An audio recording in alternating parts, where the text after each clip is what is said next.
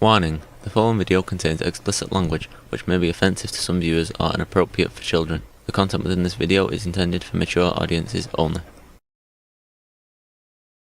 Warning: this video contains spoilers for the 2012 movie Prometheus and other movies in the Alien franchise. You have been warned. Thank you and have a nice day.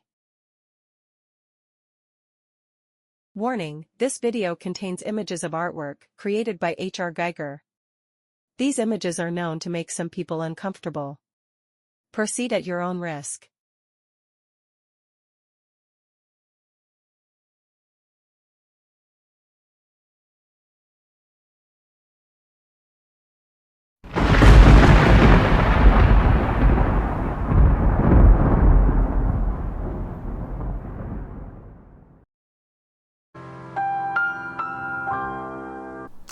Hello and welcome to this video.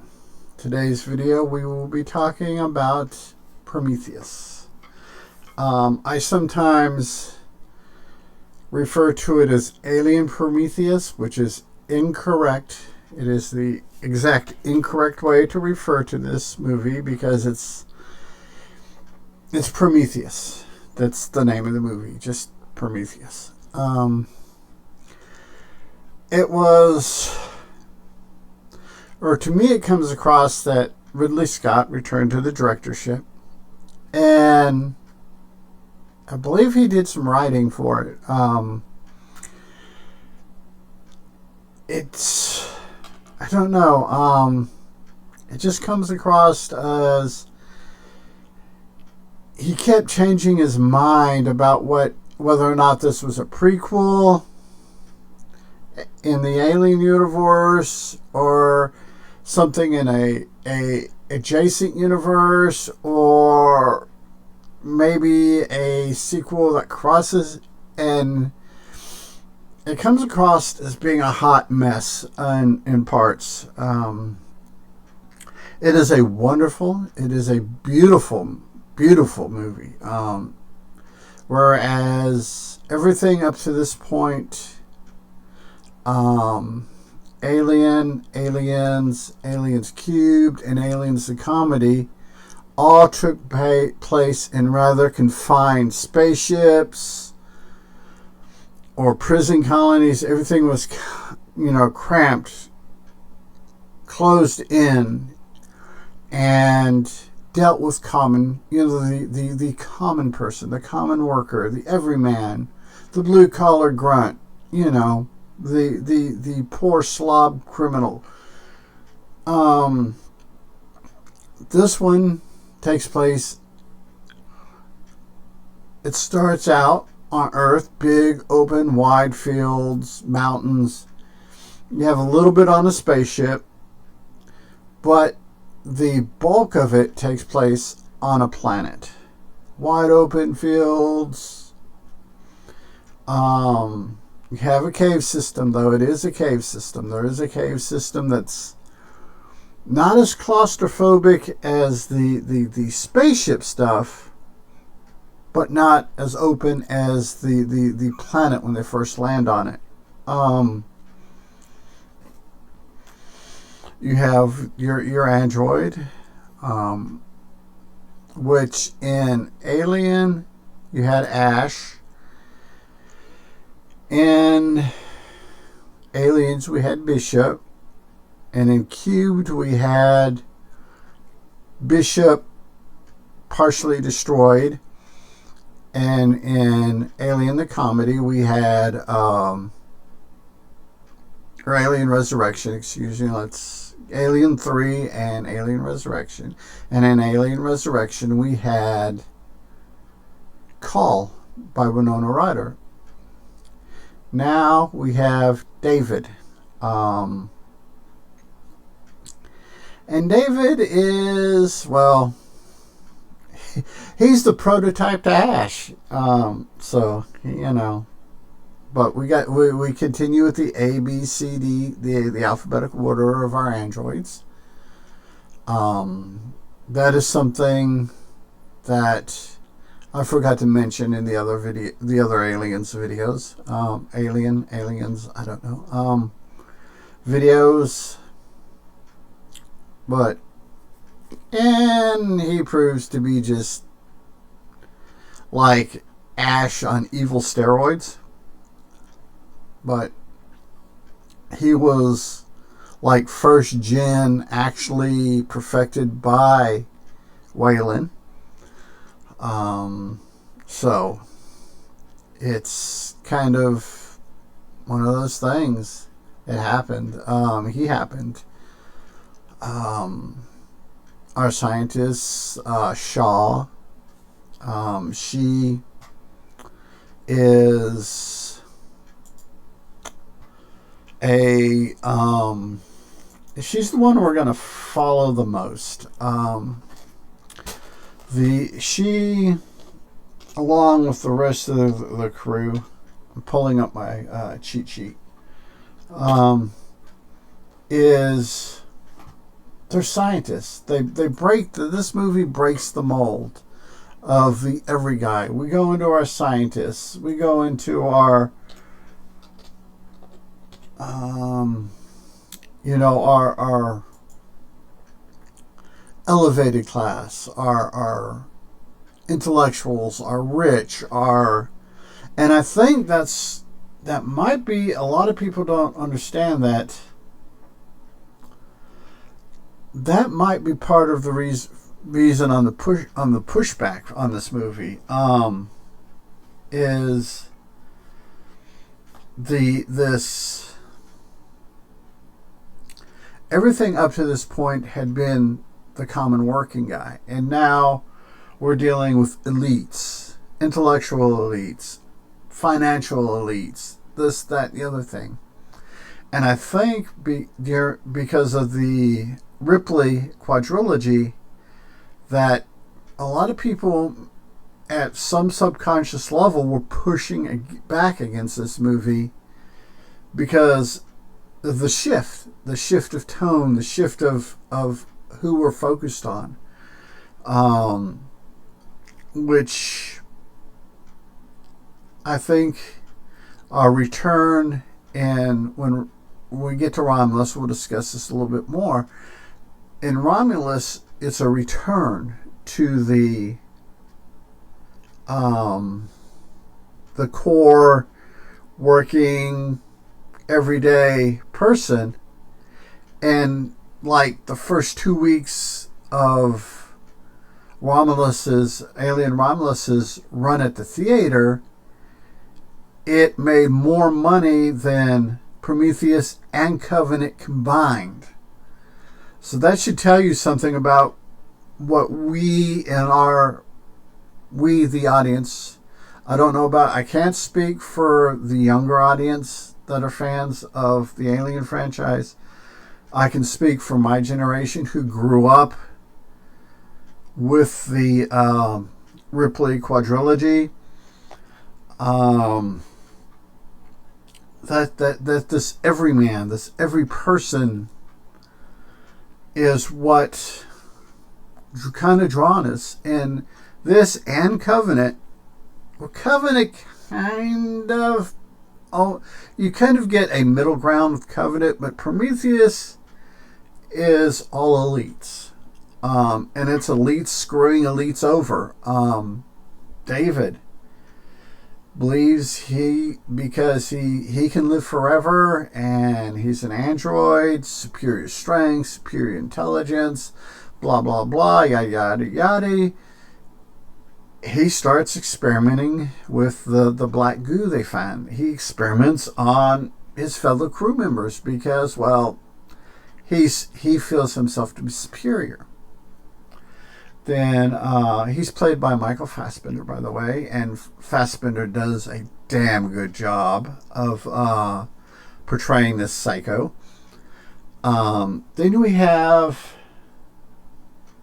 Meredith Vickers, who turns out to be the daughter of Wayland, and is played by Charlize Thorne.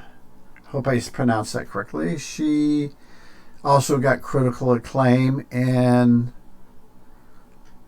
the the first Mad Max movie of this century, I should say. The first 21st century Mad Max movie, Thunder Road, Beyond Thunder, or no, just Thunder Road, I think. Which she also did a damn good job. She did a damn good job of playing a bitch in this movie. I mean, the Meredith Vickers character is a complete and total bitch. Borderline cunt. Using the American definition for cunt. I know in England that cunt has a whole different connotation than it does in America, but we're going to use the American connotation for cunt.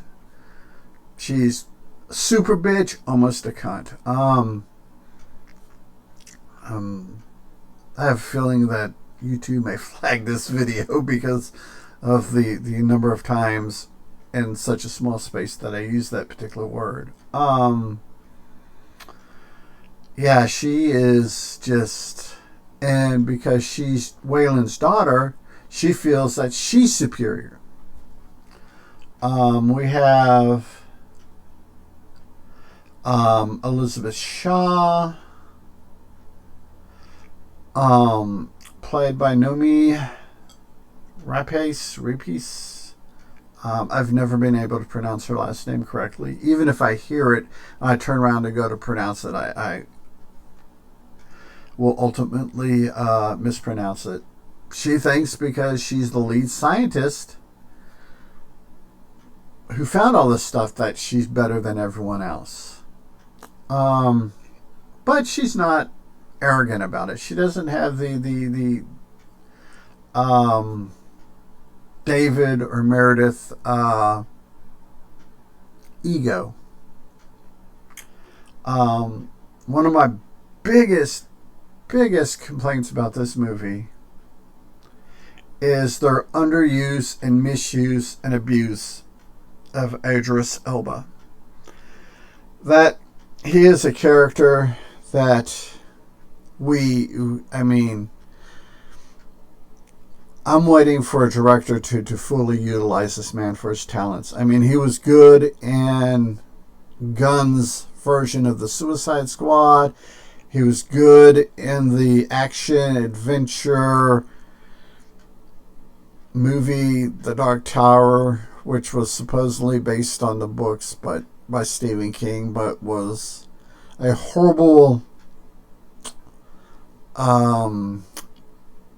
live action version of the books, but a great, if you put it in the scope of a 80s action adventure movie, it's not a bad little movie. But I digress. Idris Elba is just one of those characters, one of those actors, I should say, not character. He's one of those characters, or one of those actors. I keep saying character. He's one of those actors that I don't think there's a director who's come in and been able to use him to the best of his skills.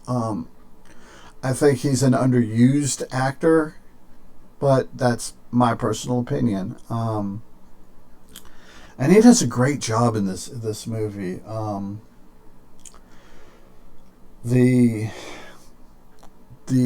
The discovery of the black goo, we don't really get an explanation for it. They homage it in Romulus, and I won't spoil it for Romulus, but it is homaged in Romulus, and when we get to that video, we'll go more into it. And David, our friend David, basically spikes or roofies a drink by Elizabeth Shaw for Elizabeth Shaw's husband. They later have sex, and she becomes pregnant. The problem with that is the character of Elizabeth Shaw is barren. and unable to conceive children. So, in a matter of minutes in the movie time and probably a couple of days within the movie, she is 3 months pregnant. Her husband turns into a zombie ghoul that gets killed because of being spiked with the black goo, and it affects his semen, and we have a whole abortion, not abortion thing. We have the realization that Waylon had put himself into cryo sleep on this mission just so he could maybe discover the secret of immortality. Our boy Waylon, Peter Waylon, played by Guy Pearce, which why there's no flashbacks to a younger Waylon or anything, and that's just a misuse of Guy Pearce. But that's my opinion. Who promptly gets killed by a surviving engineer, and that happens. David gets his head ripped off. But to go all the way back to the beginning of the movie, because I screwed up and didn't mention it, I jumped right into the characters. We are introduced to the engineer and the engineers, how they create life and created life on Earth, and through the movie we get the context that they were planning to annihilate Earth.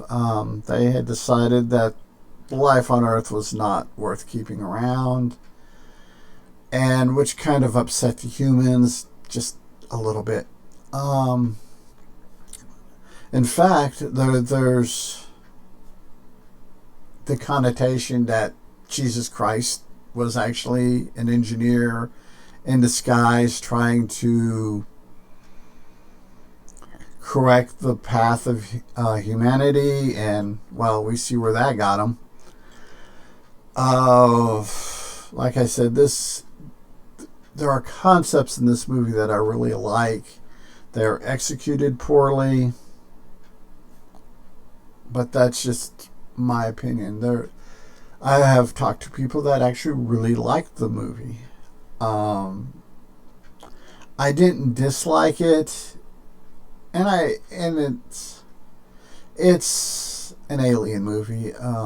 Contrary to what people think, you get the protomorph and you get the big squid, Lovecraftian thing, I forget the name of it right offhand, that devours. We get the Prometheus. This is where the Prometheus school of running away, as coined by the people that do the Everything Wrong With